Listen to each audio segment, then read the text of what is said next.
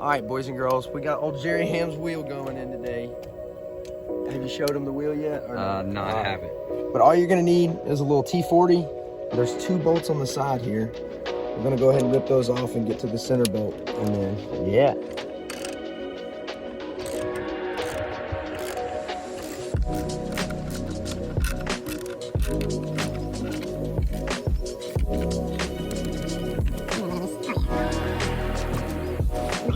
And bam, the airbag is exposed. Ooh-wee.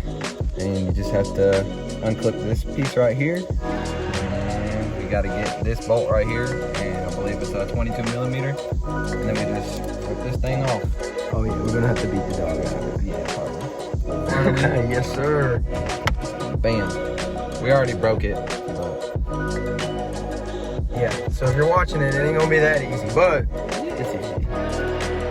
And then you're gonna have to just yank the crap out of it. All right, so we just put our little NRG hub on there. We just slid it right over. We've got to put the center nut on because I don't have an impact. So we got to put the steering wheel on like that, and then torque the center nut down, and then take it back off and put a little cover piece on it.